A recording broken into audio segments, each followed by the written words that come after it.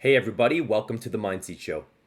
This is Symbolic Literacy Episode 1, where we'll be exploring the pentagram and the pentacle. So let's dive right in by exploring the visual differences between the pentagram and the pentacle. As you can see here, the pentagram is a 5-pointed star, whereas the pentacle is also a 5-pointed star with a circle on the outside connecting the points of the star. The circle represents unity, wholeness, and harmony between the elements. So this is really the only difference between these two symbols. So again, this is called a pentagram, where when we include the circle, it's referred to as the pentacle.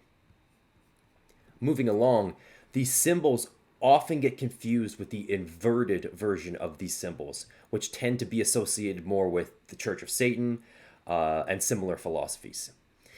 So here we can see the inverted pentagram with the top point of the star now at the bottom, and then the same thing with the inverted pentacle.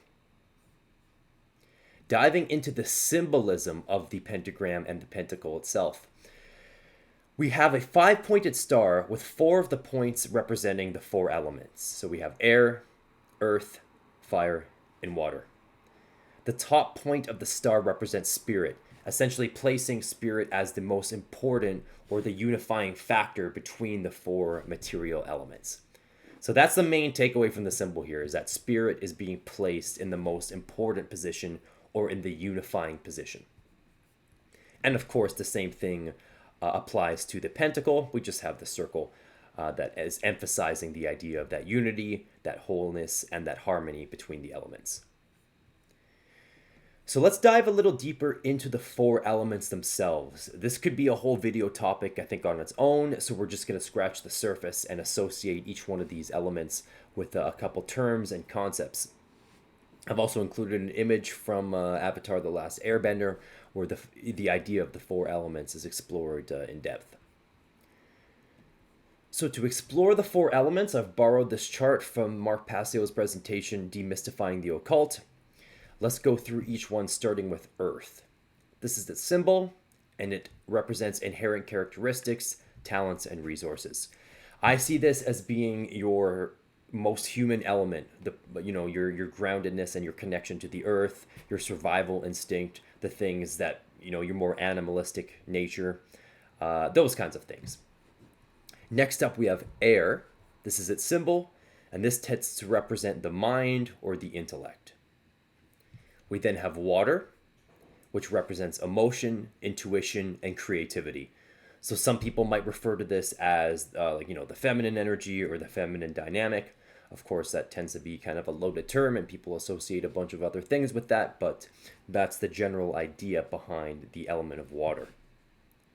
Next, we have fire, which represents action, willpower, and courage.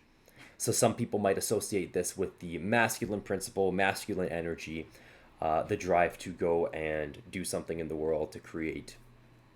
And finally, we have spirit, which is the unifying force between the elements, the divine spark, and divine essence within all.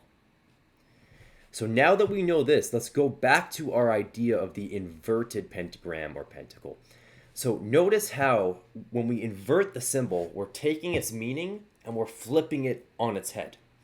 So whereas with the the upright version of the symbol, spirit was on top, occupying the most important unifying position.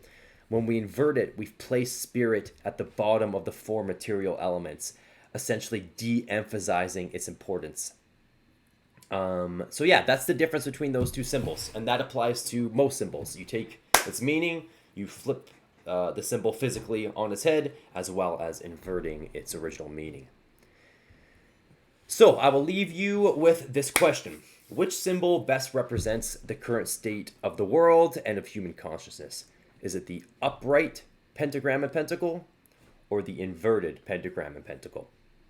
Is our world more fixated on spiritual pursuits of higher consciousness, or are we trapped chasing the material world and kind of putting the spirit to the side and de-emphasizing its importance? You tell me, put your thought in the comments. That is it for episode 1 of Symbolic Literacy, exploring the pentagram and the pentacle. Thanks for watching, and we'll see you next time.